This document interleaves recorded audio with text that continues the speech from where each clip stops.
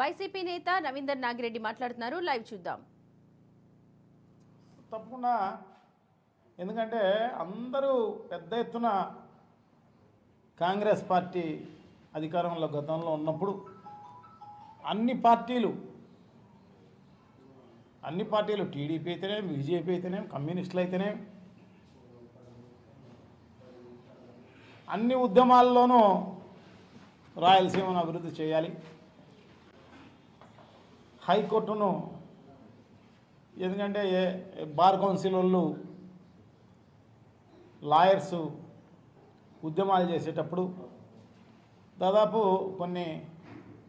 100 పైన రోజులే ఉద్యమం చేసినారనుకుంటా, రిలే నిరాహార దీక్షలు అన్నీ. సో దాంట్లో అందరూ పాల్గొని మద్దతు కూడా ఇవ్వడం జరిగింది. వైఎస్ఆర్ కాంగ్రెస్ పార్టీ ఇవ్వడం జరిగింది, అట్లాగే అందరూ కూడా ఇవ్వడం జరిగింది. సో మరి వాళ్ళందరూ ఎందుకు గమనున్నారో ఏమో తెలియదు, కానీ అందరూ గమనున్న పరిస్థితి ఉంది. ఎందుకంటే జగన్మోహన్ రెడ్డి గారి ఆధ్వర్యంలో నడిచిన ప్రభుత్వంలో హెచ్ఆర్సీ అయితేనేమి, తర్వాత ఏపీ ఈఆర్సీ అయితేనేమి, వక్ఫ్ ట్రిబ్యునల్ అయితేనేమి, సిబిఐ కోర్టు ఇవి ఆల్రెడీ కర్నూలులో పెట్టడం జరిగింది. ఎందుకంటే ఆయన ముందుగానే ఈ రాష్ట్రాన్ని వికేంద్రీకరించాల్సిన అవసరం తప్పకుండా ఉంది. భవిష్యత్తులో ఎప్పుడూ కూడా ఉద్యమాలు వచ్చి విడిపోయే కార్యక్రమం ఎప్పుడు జరగకూడదు. సో ప్రాంతీయ సమతౌల్యాన్ని పాటించాల్సిన అవసరం తప్పకుండా ఉంది అన్న ఉద్దేశంతో జగన్మోహన్ రెడ్డి గారు 3 రాజధానుల పేరుతోటి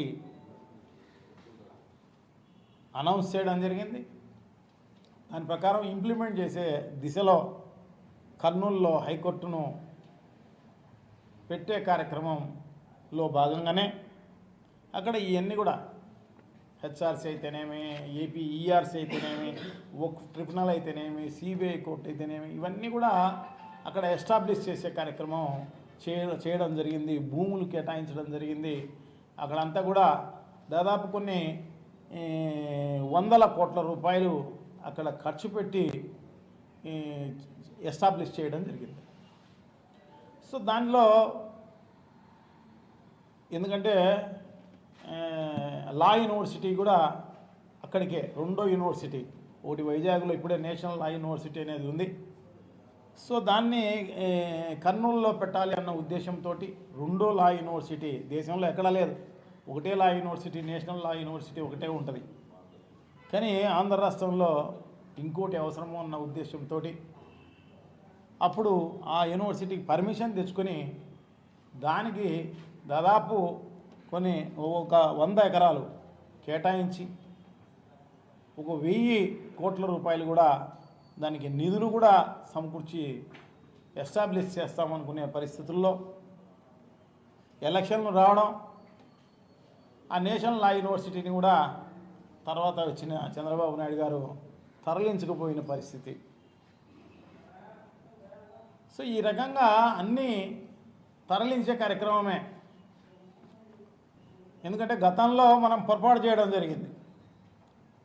హైదరాబాద్లోనే మొత్తం కంబైన్డ్ ఆంధ్ర రాష్ట్రంలో వచ్చిన డబ్బులంతా కూడా హైదరాబాద్లో ఇన్వెస్ట్ చేసి హైదరాబాద్ను అభివృద్ధిపరిచి, సో తర్వాత అన్యాయమైన పరిస్థితి మనందరికీ కనపడుతుంది మన కళ్ళ ముందరే. సో దాన్ని విస్మరించి మళ్ళీ ఇంకోసారి తప్పు చేసే కార్యక్రమం జరుగుతోంది. అన్నీ అమరావతికే తీసుకుపోయే కార్యక్రమం జరుగుతోంది.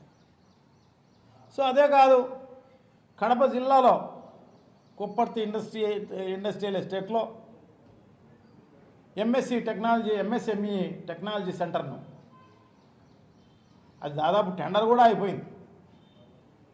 అటువంటి దశలో దాన్ని గుంటూరుకు తరలించిన పరిస్థితి. సో కావాలనుకుంటే ఇంకొకటి కూడా పర్మిషన్ తెచ్చుకొని గుంటూరులో పెట్టవచ్చు, నష్టమేం లేదు. ఉన్నదాన్ని తీసుకుపోయే కార్యక్రమం చేయడమే ఇక్కడ ఇక్కడ ఉన్న ప్రజలకైతేనేమి ఈ ప్రాంతానికైతేనేమి అన్యాయం చేసిన వాళ్ళు అవుతారన్నమాట. చాలా దుర్మార్గం. ఇంత దుర్మార్గమైన పని చంద్రబాబు నాయుడే చేస్తాడు, వేరే ఇంకోరెవరు కాదు. ఎందుకంటే ఆయన ఎప్పుడు కేంద్రీకరణకే మొగ్గు చూపించే కార్యక్రమం. గతంలో హైదరాబాదుకు అట్లే చేయడం జరిగింది.